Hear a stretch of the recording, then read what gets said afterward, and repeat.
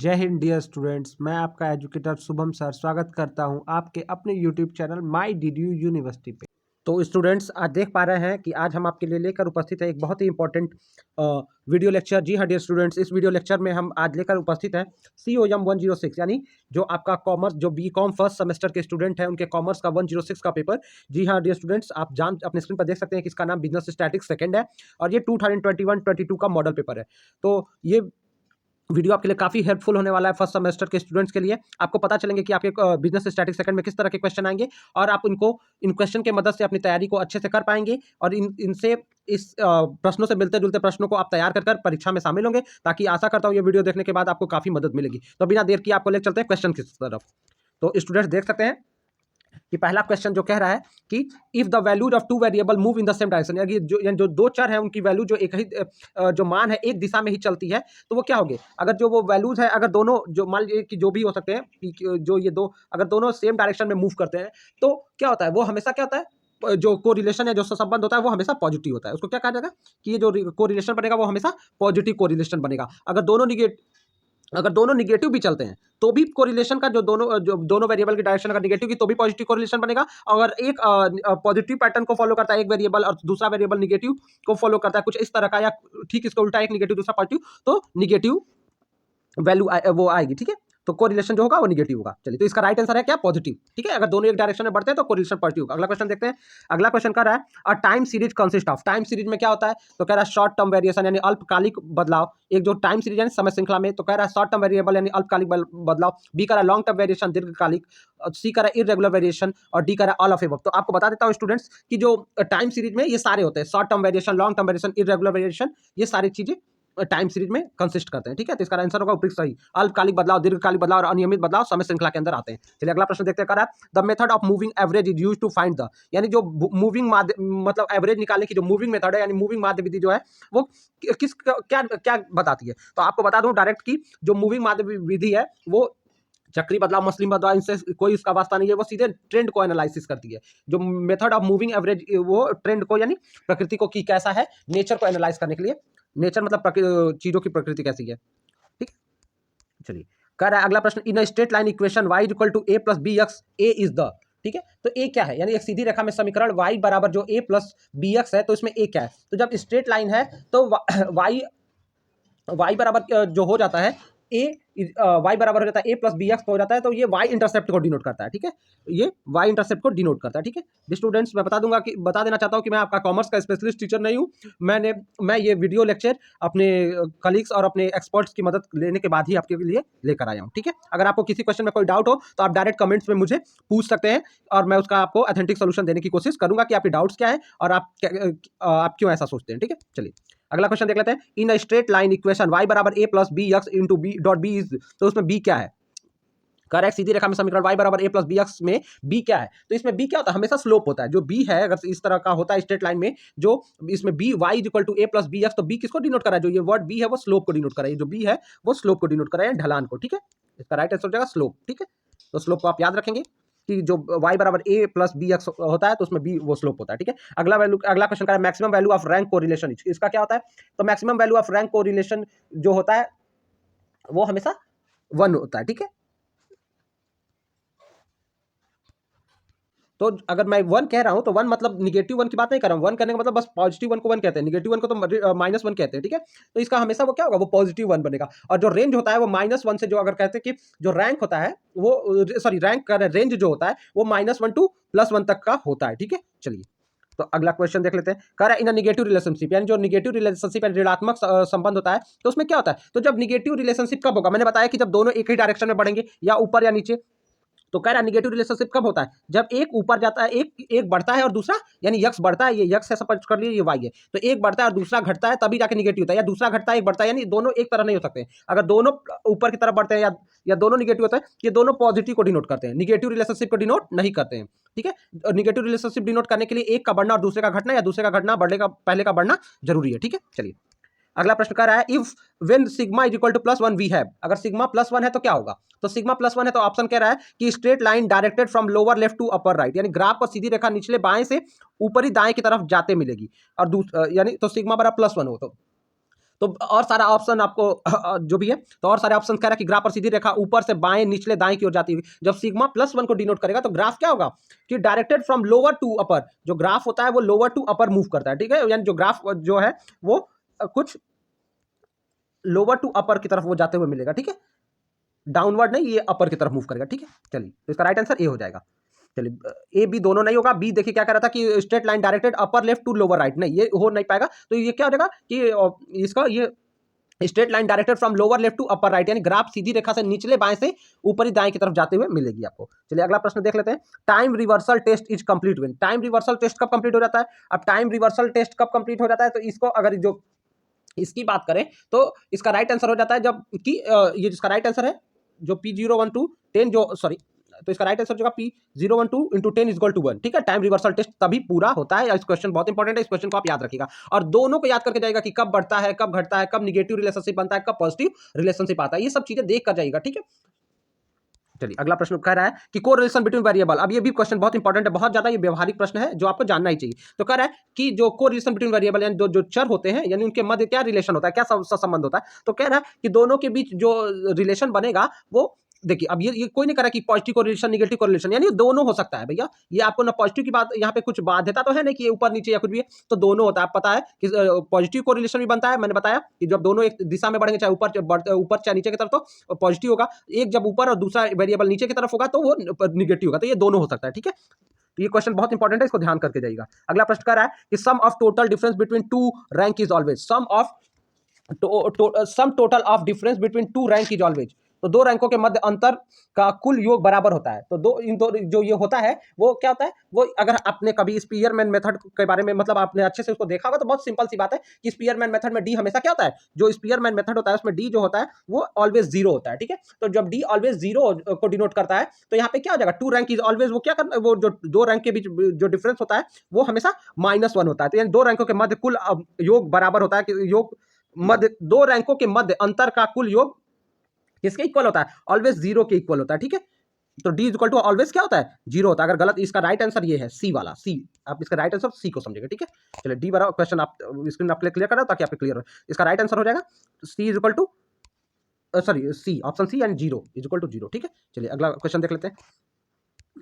चलिए अगला क्वेश्चन कह रहा है कि कोरिलेशन रेफर्स टू, कोरिलेशन किसको दर्शाता है, कोरिलेशन आपको सीधी सी बात है, कोरिलेशन ऐसे वेरिएबल जो दोनों चर होते हैं उसके बीच का क्या है, रिलेशन है भैया, और क्या है, दोनों के बीच में की बढ़ रहा है घट रहा है, रिलेशन को दिखाता है। तो ये रिलेशनशिप को, तो दोनों के बीच के जो संबंध होते हैं यानी वो कैसे जुड़े हुए हैं कि दोनों के बीच का, ये जो कह रहा है कि वो जो दोनों जो रिलेशनशिप उसके बीचों के संबंध को वो दर्शाता है, कैजुअल रिलेशनशिप को नहीं, मतलब जो ठीक है वो एक रिलेशनशिप को वो डिनोट करता है। तो ऑप्शन मेरे हिसाब से ऑप्शन ए होना चाहिए। क्वेश्चन थोड़ा सा कंफ्यूजिंग हो सकता है लेकिन अगर इसको हम पढ़ पा रहे हैं तो वो क्या कहता है, दोनों के बीच संबंध को, जो एसोसिएशन मतलब जुड़ाव, यानी जुड़ाव से यहाँ पे जुड़ना नहीं, यहाँ पे जुड़ाव जो है एसोसिएशन, वो संबंध को, रिलेशन को वो कर रहा है, शो कर रहा है, ठीक है। चलिए अगला प्रश्न देखते हैं। कह रहा है when the values of two variable move in the same direction, यानी जब दो चरों के मान एक ही दिशा में, अब मैंने ये बता दिया क्वेश्चन, बार बार आपको बताया ये क्वेश्चन बहुत इंपॉर्टेंट होने वाला भी है, जब दोनों एक दिशा में बढ़ेगा तो वो क्या होगा, पॉजिटिव होगा, दोनों नीचे की तरफ भी बढ़ेगा तो भी पॉजिटिव होगा, एक बढ़ेगा एक घटेगा वेरिएबल तो क्या होगा, निगेटिव हो जाएगा। तो निगेटिव के लिए क्या होता है आपको पता है, तो दोनों वेरिएबल क्या होंगे, सेम डायरेक्शन में कर रहा है, तो सेम डायरेक्शन यही ना हो सकता है, आपकी स्क्रीन पे मैं कर रहा हूं,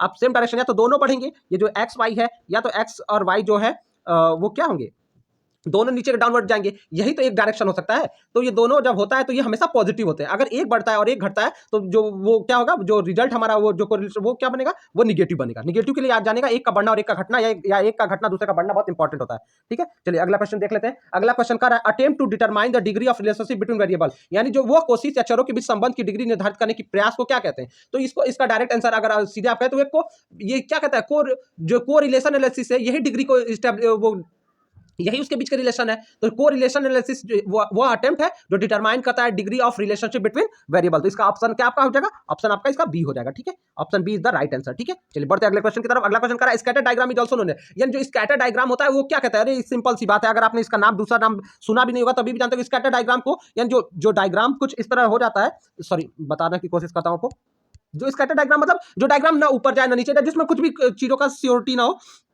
जो ये डायग्राम है, तो जो ऐसे ऐसे कई जो अलग अलग तरीके के हो, ठीक है, ऐसे ऊपर मतलब, तो स्कैटर डायग्राम जो मतलब जो फैले हुए जो बिखरे हुए जो डायग्राम होते हैं, मतलब बिखराव नहीं होना चाहिए, मतलब सब नहीं मैं पा रहा हूँ, लेकिन ये जो हमेशा होते हैं तो इसको डॉट चार्ट कहते हैं यार। स्कैटर डायग्राम हमेशा इसको डॉट चार्ट कहते हैं, क्योंकि इसमें डॉट्स होते हैं ऐसे ऐसे स्कैटर, इसीलिए इसका नाम डॉट चार्ट है। ये एग्जैक्टली आप समझ गए होंगे कि ये कुछ ऐसे ऐसे ऐसे रहता होगा, ठीक है। चलिए बढ़ते हैं अगले क्वेश्चन की तरफ। कह रहा है if the dot are lying on scatter diagram, यानी जो यदि बिखराव आ रहे scatter, if the dots are lying on scatter diagram in a disorganised manner, यानी जब डिसऑर्गेनाइज मतलब जब एक बराबर मैनर में ना, जो डॉट्स भी हो वो भी क्या हो, डिसऑर्गेनाइज हो, यानी जो ये जो डॉट्स है वो ऐसे ऐसे ना लीनियर ना हो, ना बढ़ते हुए हो, कह रहा है कहीं पे भी हो, डिसऑर्गेनाइज वे में हो। तो जो कह रहा है तो उसका क्या वैल्यू होगा, जब डिसऑर्गेनाइज मैनर में होगा तो आर जो होता है वो r is always equal to, जो क्या हो जाता है, ये जो आपका आर है, देखिए मैं करने की कोशिश कर रहा हूं, मेरे पास इंस्ट्रूमेंट है, आर जो होता है वो हमेशा क्या होता है, वो जीरो के इक्वल होता है, ठीक है। तो इसका राइट आंसर मेरे हिसाब से ए हो जाएगा डियर स्टूडेंट, ठीक है।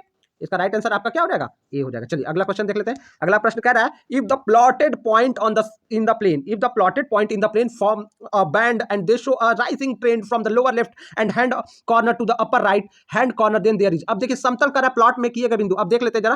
कह रहा है कि अगर एक समतल प्लॉट में किए गए जो ये है समतल प्लॉट में किए गए एक बिंदु से एक बिंदु किए गए बिंदु एक बैंड बनाते हैं और वो निचले बाएं कोने से, यानी जो बायां लेफ्ट हैंड की तरफ से अगर हम कहें बाएं कोने से उठते हुए दाएं कोने की तरफ, यानी कुछ यहां से शुरू होगा बाएं कोना यही हो गया, अब ये दाएं कोने की तरफ मूव कर रहा है, तो वो क्या होगा, रुझान क्या दिखाता है भैया, बर्ड राइजिंग हो रहा है, राइजिंग हो रहा है, तो हाई पॉजिटिव कोरिलेशन, और गिर थोड़ी ना रहा है, नीचे से ऊपर जा रहा है, तो क्या हो जाएगा, इसका राइट आंसर ए हो जाएगा, हाई पॉजिटिव कोरिलेशन, ठीक है। चलिए बढ़ते हैं अगले क्वेश्चन की तरफ। अगला क्वेश्चन कर रहा है index number is a type of, अब इंडेक्स नंबर क्या है भैया, सबसे शानदार आंसर है, अगर आप थोड़ा सा भी पढ़ के जाते होंगे तो ये क्वेश्चन तो आप छोड़ेंगे नहीं, और ये क्वेश्चन बहुत इंपॉर्टेंट भी है, जो नहीं जानता वो सीख लो भैया। इंडेक्स नंबर को हमेशा एवरेज ही कहा जाता है, उसका दूसरा कुछ नाम नहीं है, उसको डिस्पर्सन या सहसंबंध ऐसा कुछ नहीं कहते हैं, उसको औसत ही कहते हैं, ठीक है। चलिए अगला क्वेश्चन देख लेते हैं। कह रहा है कि which of the following are the major characteristics of index number, अब इंडेक्स नंबर की क्या विशेषता होती है, तो इंडेक्स नंबर क्या होता है, कह रहा है इट एक्सप्रेस्ड इन परसेंटेज, इसे प्रतिशत के रूप में इंडेक्स नंबर को सूचकांक, इंडेक्स नंबर मतलब आप समझा करिए स्टूडेंट्स, अगर आप हिंदी मीडियम के स्टूडेंट है तो थोड़ा अंग्रेजी के शब्दों को बस सुना करिए कि ये इसको क्या कहते हैं, तो यानी जो सूचकांक है वो क्या होता है, इसे प्रतिशत में, यानी जो इंडेक्स नंबर उसको एक्सप्रेस किया जाता है परसेंटेज में, बिल्कुल सही है।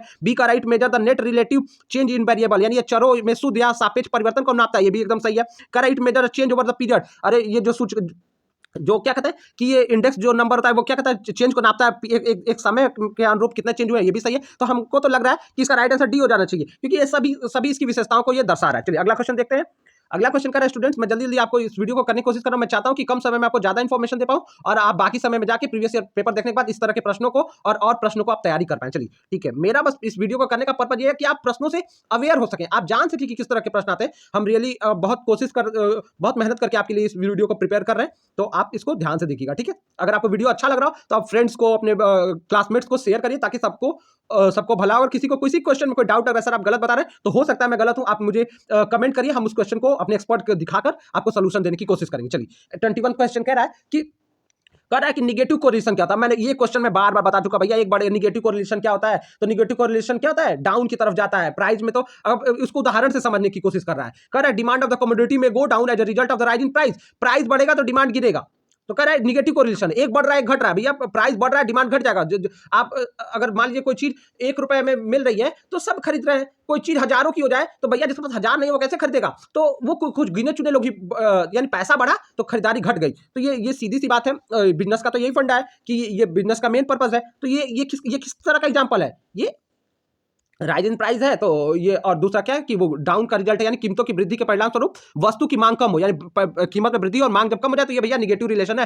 पैसा भी बढ़े, दाम मांग भी बढ़ जाए कोई चीज इतना सस्ता हो, जैसे स्मार्टफोन हो गया, आया था तो महंगा था, आजकल 5000 में आ गया, 4000 में आ रहा है, स्मार्टफोन पे स्मार्टफोन आ रहा है, लोग खरीदे जा रहे हैं। तो इस तरह का अगर दोनों अगर बैलेंस है, मैं उदाहरण बस दे रहा हूँ, तो वो क्या हो जाएगा, वो पॉजिटिव कोरिलेशन को दिखाएगा। चलिए अगला क्वेश्चन देख लेते हैं। अगला क्वेश्चन आपके सामने है, तो मेरे हिसाब से राइट आंसर हो जाएगा कि ए, आप याद रखिएगा, ठीक है। चलिए बाकी सब पति और पत्नी की दोनों की आय, पति पत्नी, अरे भैया एक पति का आयु बढ़ेगा तो पत्नी की आयु गिरेगी क्या, आपको लग रहा है आपको क्या लगता है स्टूडेंट्स कि पति की आयु बढ़ेगी तो पत्नी की आयु घटेगी, नहीं, दोनों की बढ़ेगी भैया। एक ये ऐसा केस है, देखिए उदाहरण देखिए, कह रहा है विलेसिता के वस्तु परिवार की आय और व्यय, अरे भैया जितना महंगा चीज खरीदोगे उस पे आय और व्यय, तो इसका कोई वो उसका वास्ता नहीं है, ठीक है। ऊंचाई और वजन, भैया ऊंचाई भी बढ़ रही है तो वजन भी बढ़ रहा है, मतलब बच्चा छोटा था 5 साल का था तो इतना लंबा था और इतने किलो का था, अरे 10-20 साल का हो गया तो ऑफकोर्स बड़ा हो जाएगा, उसकी वजन में वृद्धि हो जाएगी, घटेगा तो नहीं। तो ये सब पॉजिटिव को दिखा रहा है और पहला वाला जो है वो निगेटिव कोरिलेशन को दिखा रहा है। आई होप स्टूडेंट्स मैं आपके लिए आपको मेरी बातें समझ में आ रही और इंटरेस्टिंग भी लग रहा होगा, मुझे तो काफी आपके लिए वीडियो करते हुए बहुत अच्छा फील हो रहा है। चलिए, the index number of the base year is always, अब इंडेक्स नंबर जो क्या होता है वो हमेशा 100 होता है। अब इसमें कभी भी इसको सीधे याद रख लीजिए कि इंडेक्स नंबर आप जान ही रहे हैं, अगर आपने थोड़ा भी देखा होगा तो ये 100 ही होता है, ठीक है, 1000, 200 और 500 नहीं होता है। चलिए अगला क्वेश्चन कर रहा है Fisher ideal index number, Fisher का जो आदर्श सूचकांक है वो क्या है, वो क्या दिखाता है, क्या संतुष्ट करता है, तो वो जो है टाइम और फैक्टर रिवर्सल टेस्ट को शो करता है, वो टाइम फैक्टर रिवर्सल टेस्ट, ये टाइम रिवर्सल टेस्ट नहीं, time and factor reversal test, यानी समय कारक उत्क्रमण परीक्षण, ये क्या करा जाता है, समय कारक उत्क्रमण परीक्षण का ये द्योतक है, यानी उसको शो करता है, ठीक है, बस दोनों नहीं, बस वो टाइम नहीं, बस फैक्टर नहीं, दोनों को, नन ऑफ द अबव तो वैसे गलत है। चलिए याद रखिएगा, क्वेश्चन बहुत इंपॉर्टेंट है ये।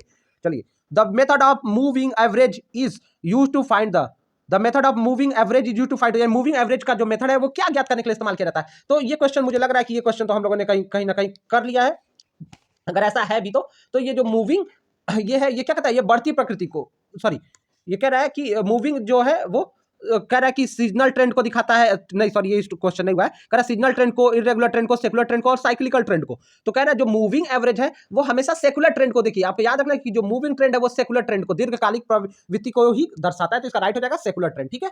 चलिए अगला क्वेश्चन देख लेते हैं, कह रहा है कि in the least square linear trend equation, मेरा पर्पज है, देखिए आपको जहां से समझ में आ रहा है आप वहां से भी समझ सकते हैं, मेरे कॉन्सेप्ट से आप डिसएग्री भी हो सकते हैं, मेरा पर्पज है आपको एक क्वेश्चन देना, आप मेरे क्वेश्चन आपकी स्क्रीन पे, आप इसको स्क्रीनशॉट क्लिक करके इसको अपने हिसाब से सोल्यूशन कर सकते हैं, आप अपने किसी से पूछ भी सकते हैं अगर आपको मेरी बातें समझ में नहीं आ रही है तो, ठीक है। चलिए तो अगला क्वेश्चन कह रहा है कि एक जो least square linear trend equation y बराबर a प्लस बी एक्स, तो उसमें b क्या है तो if b is positive, sorry उसमें b क्या नहीं है, कह रहा है अगर ये b पॉजिटिव हो तो वो क्या इंडिकेट कर रहा है, यानी न्यूनतम वर्ग रैखिक प्रवृत्ति समीकरण में y बराबर a प्लस बी एक्स, यदि b धनात्मक है तो यह इंगित करता है, जब b धनात्मक है तो सभी ये क्या राइजिंग को दिखा रहा है, और राइजिंग ट्रेंड है तो सॉरी तो ये राइजिंग ट्रेंड को शो कर रहा है, लिस्ट स्क्वायर जो बढ़ने को तो दिखा रहा है, तो पॉजिटिव है तो बढ़ेगा, निगेटिव की तो बात ही नहीं कर रहा है, तो ये किसको दिखाएगा, बढ़ती हुई राइजिंग ट्रेंड को ये शो करता है, जो y बराबर a प्लस बी एक्स है, और जो linear trend equation y a plus b positive अगर रहा तो ये हमेशा राइजिंग ट्रेंड को दिखाएगा, बी का जो ये बी है इसी पे सब डिपेंड करता है, अगर ये पॉजिटिव रहता है तो राइजिंग ट्रेंड को ये शो करता है, ठीक है, डिक्लाइनिंग ट्रेंड तो होगा नहीं, जब बी नेगेटिव रहता तो होता। चलिए अगला, तो क्वेश्चन कह रहा है कि टाइम सीरीज अकाउंट फॉर, अब टाइम सीरीज किसके लिए जिम्मेदार है, तो टाइम सीरीज किसके लिए जिम्मेदार है, कह रहा है seasonal variation, secular trend, cyclical fluctuation, all of above, तो इसका राइट आंसर हो जाएगा कि ये इसके लिए भी है, इसके लिए भी है, एक मिनट, ठीक है स्टूडेंट्स, तो ये कह रहा है कि सीजनल वेरिएशन के लिए, सेकुलर ट्रेंड के लिए यानी मौसमी बदलाव, दीर्घकालीन प्रवृत्ति और उच्च चक्रीय उच्च, यानी जो काल श्रेणी है, जो टाइम सीरीज है वो तीनों के लिए जिम्मेदार है, मौसमी के लिए, दीर्घकालीन प्रवृत्ति भी है और साइक्लिकल, तो मेरे हिसाब से राइट आंसर तो डी होना चाहिए, ठीक है। अगला प्रश्न करा, टाइम सीरीज है, अब टाइम सीरीज के पास कितने कंपोनेंट होते हैं, तो टाइम सीरीज के पास सीधी सी बात है, एकदम याद रख लीजिएगा, इसका नाम याद करके रख जाएगा, ऑप्शन में पूछेगा क्या कंपोनेंट नहीं है, यहाँ पूछा है कितने हैं, तो 4 होते हैं, तो 4 होते हैं, तो 4 अब याद रखिएगा कि टाइम सीरीज के 4 कंपोनेंट है, अब चारों कंपोनेंट क्या है, एक जो है कह रहा है जो सीजनल हो जाता है, रैंडम हो जाता है, साइक्लिकल हो जाता है, तो ठीक है, तो सीजनल, रैंडम, साइक्लिकल, ठीक है, तो ये सारी चीजें हैं, फिर एक लॉन्ग टर्म भी हो जाता है, तो ये जो टाइम सीरीज के ये जो 4 है कि लॉन्ग टर्म, सीजनल, रैंडम, जिसको रेगुलर भी कहते हैं, और साइक्लिकल हो जाता है, तो ये सारी चीजें हैं, तो ये 4 होती है, ठीक है। चलिए बढ़ते हैं, अगला क्वेश्चन देख लेते हैं, ठीक है, अगला तो ये 4 राइट आंसर हो जाएगा 4, ठीक है, ओके। चलिए अगला क्वेश्चन देख लेते हैं, कह रहा है गुड इंडेक्स नंबर, अच्छा सूचकांक, जो इंडेक्स नंबर अच्छा इंडेक्स नंबर है, आप कभी जैसे अच्छा सूचकांक को आप अच्छा इंडेक्स नंबर भी बोला करिए स्टूडेंट, जो हिंदी मीडियम के स्टूडेंट है, ताकि आपको चीजें जल्दी जल्दी कॉमर्स समझ में आए, कॉमर्स समझना है तो आपको इंग्लिश से भागना नहीं, इंग्लिश को अपनाना है, बिना उससे आप अच्छा कॉमर्स का आपका होगा, ठीक है। तो कह रहा है क्योंकि अच्छी किताबें ज्यादातर अंग्रेजी में उपलब्ध होती है, ठीक है, a good index number is one that satisfy, मैं हिंदी की आलोचना नहीं कर रहा, मैं हिंदी का भी भरपूर समर्थक हूं, मैं कह रहा हूं बस आपको सीखना चाहिए, दोनों भाषाओं का ज्ञान आपको होना चाहिए। तो कह रहा है good index number is that one satisfied, अब गुड इंडेक्स नंबर अच्छा सूचकांक है वो क्या करता है, टाइम रिवर्सल टेस्ट को, फैक्टर रिवर्सल टेस्ट को, सर्कुलर टेस्ट को, ये तीनों, यानी ये जो तीनों ऑप्शन है ये तीनों सही है, तो राइट आंसर हो जाएगा ऑल टेस्ट, ये क्या करता है, अच्छा सूचकांक जो है सबको संतुष्ट कर देता है भैया, सभी परीक्षण ये जो ऊपर है, टाइम रिवर्सल, फैक्टर और सर्कुलर। चलिए 29वां क्वेश्चन कर रहा है को relation coefficient is denoted by, अब को रिलेशन कोफिशिएंट सीधी सी बात, अब इससे पहले वीडियो में कहते हैं, इससे पहले क्वेश्चन में वीडियो कह दिया, ये आर को आर से डिनोट होता है, तो राइट आंसर क्या हो गया, राइट आंसर आपको भी समझ में आ गया, क्या हो गया, बी हो गया, ठीक है। चलिए बढ़िया, अगला क्वेश्चन कर रहा है, 30वां क्वेश्चन पे आ गए हम लोग, if the coefficient correlation exactly equals to -1 then it will be, -1 में चला गया, अब क्या हो जा रहा है, मैंने बार बार बताया, बढ़ेगा तो क्या होगा, पॉजिटिव होगा, घटेगा तो क्या हो जाएगा, निगेटिव होगा। चलिए तो इसके क्या हो गया, -1 है, निगेटिव को हम कर देंगे ये बिना मतलब थोड़ा सा बिना सोचे समझे नहीं कहूंगा, सोच समझ के करना है। इसका राइट आंसर सी है, ठीक है। आप राइट आंसर सी को देख के जाएगा, ये राइट आंसर सी है, ठीक है। चलिए अगला क्वेश्चन देख लेते हैं। अगला क्वेश्चन कर रहा है कि what is the range of the simple correlation. मैंने ये बताया था कि जो रेंज है कि -1 टू जो वो आर जो होता है वो -1 से बड़ा होता है और 1 से छोटा होता है। तो इसका राइट आंसर क्या हो जाएगा, -1। जो सरल सहसंबंध का गुणांक परिसर क्या है, वो सरल सहसंबंध का गुणांक परिसर जो आपका हो जाता है वो -1 से आर जो होता है वो बड़ा होता है और 1 से छोटा होता है, यानी राइट आंसर जी हाँ बी है, ऑप्शन बी है, आपने सही पहचाना। चलिए अगला क्वेश्चन कर रहा है rank correlation was found by. अभी इसको किसने किया था भैया, तो सीधी सी बात है, रैंक का जुड़ाव ही किससे है, स्पीयरमैन से है, ठीक है। ऑप्शन याद रखिएगा, स्पीयरमैन मेथड। चलिए अगला क्वेश्चन क्या कर रहा है, कोरिलेशन एनालिसिस इज। तो कोरिलेशन एनालिसिस ऐसा सब संबंध विश्लेषण क्या है, यूनिवेरिएट एनालिसिस, बाइवेरिएट यानी अविभाज्य विश्लेषण, बी बाइवेरिएट मतलब द विचार विश्लेषण, सी करा मल्टीवेरिएट एनालिसिस। तो इसका राइट आंसर क्या है कि ये यूनिवेरिएट नहीं है, यूनिवेरिएट गलत है, यही तो बस गलत है, बाकी तो ठीक है। ये सही है, ये सही है, ये सही है, सही है, गलत है। तो राइट आंसर हमारे सामने बन जाता है, जो राइट आंसर हो गया सी, बी और सी दोनों D. Right answer is D, right answer is D, okay, right answer is D, ठीक है। आप समझ गए होंगे कि राइट आंसर क्या है, डी है। चलिए बी और सी दोनों यानी बाइवेरिएट और मल्टीवेरिएट कोरिलेशन जो एनालिसिस जो होता है वो कोरिलेशन एनालिसिस, कोरिलेशन उसी को एनालिसिस करता है। चलिए 34वां प्रश्न हमारे सामने क्या कह रहा है कि स्पीयरमैन कोरिलेशन यूज्ड विथ। अभी जो स्पीयरमैन का ये कोरिलेशन है किसके लिए यूज किया जाता है, तो वो कह रहा है कि nominal data, interval data, ratio data, ordinal data. तो जो स्पीयरमैन का सहसंबंध वाला जो ये प्रयोग है, ये क्रमवाचक है, जो ऑर्डिनल डेटा है उसी को क्या करता है, उसी के लिए यूज किया जाता है। चलिए करा डिग्री ऑफ कोरिलेशन बिटवीन 0.25 से प्लस 0.75 यानी 0.25 से +7.5 जब ये आंसर जा रहा है तो ये क्या हो जा रहा है, अरे यार ये बीच की बात कर रहा है। देखिए अब एक बात बता देता हूँ, ये बात ये है कि अगर एक हो जाए, अगर वैल्यू 1 आ जाए तो ये परफेक्ट हो जाता है। ये याद रखिएगा, ये जो डिग्री ऑफ कोरिलेशन 1 बराबर परफेक्ट, स्क्रीन पे ही आपके लिख रहा हूँ, 1 बराबर जो होता है परफेक्ट, मॉडरेट जो होता है 0.75 यानी 0.75 to 1, इससे लेके 1 तक होता है तो ये कहलाता है मॉडरेट यानी माध्य। मॉडरेट मतलब मध्य यहाँ पे जो है, ठीक है। तो इसके बाद अब ये दो बात हो गई, और 0.0 से 0.5 यानी 0, ये 7.5 से 1 और 0 अगर बात करें कि अगर ये 0 से 0.25 तक चला जाए, ये 0 से 0.25 तक चला जाए तो ये क्या हो जाता है, ये लो हो जाता है, ये क्या हो जाता है एकदम नीचे। याद रखिएगा, एक पे परफेक्ट होता है 0.75 से 1 के बीच मॉडरेट हो जाता है, ठीक है। और लो कब हो जाता है, लो हो जाता है आपका 0 से 0.25 के अंदर हो जाता है, तो ठीक है। और 0 अगर वैल्यू हो जाए तो अब्सेंस हो जाता है, अगर वैल्यू एग्जैक्टली 0 मतलब 0 से आगे और 0 तो अब्सेंस हो जाता है, ठीक।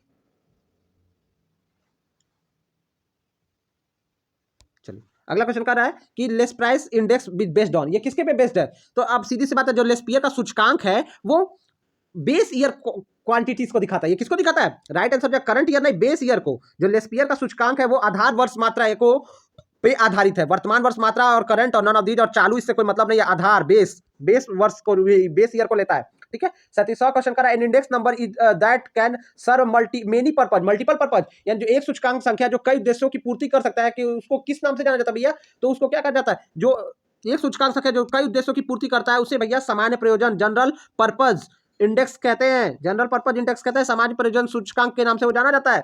चलिए 38वां क्वेश्चन स्टूडेंट्स, अगला क्वेश्चन कर रहा है कि the best fitting trend is when the sum of square of residuals is, यानी sum of square of residuals क्या हो जाएगा, तो ये कह रहा है कि जो वो होता है कि द बेस्ट फिटिंग ट्रेंड यानी जो सर्वोत्तम फिटिंग प्रवृत्ति है जिसमें अविशिष्ट के वर्गों का योग होता है, तो अविशिष्ट के वर्गों का क्या योग होता है, कम से कम होता है। इसमें क्या होता है, एकदम लिस्ट हो जाता है, एकदम लिस्ट मतलब होता है कम से कम, ठीक है। ये जो होता है वो क्या होता है, लिस्ट हो जाता है बेस्ट फिटिंग ट्रेंड में, ठीक है। चलिए अगला क्वेश्चन कर रहा है the nature of correlation of suicide and intelligence. अब देखिए ये तो एकदम मतलब जैसे लग रहा है कि क्या पूछना चाह रहा है, कह रहा है कि एक जूता और बुद्धि लब्धि के लिए जो आईक्यू है हमारा, जो कह रहा है कि इंटेलिजेंस जो है के बीच संबंध कैसा होगा, जूता और बुद्धि का कोई संबंध है, एकदम इलॉजिकल है, नो कोरिलेशन, कोई संबंध है क्या, पैसा एक उम्र हो, हस्बैंड वाइफ हो, कॉपी किताब हो, इन सबों के बीच रिलेशन है। अब स्कूल का और पढ़ने का भी रिलेशन है, लेकिन भैया जूता और बुद्धि का क्या है कि कोई रिलेशन नहीं। ये मत करिए कि दिमाग में उठा के जूता मारना है, कोई रिलेशन नहीं है, नहीं तो कहेंगे आप यही रिलेशन है कि जूता सर पे मारने का काम आता है, ठीक है। ये कोई रिलेशन नहीं है, ठीक है।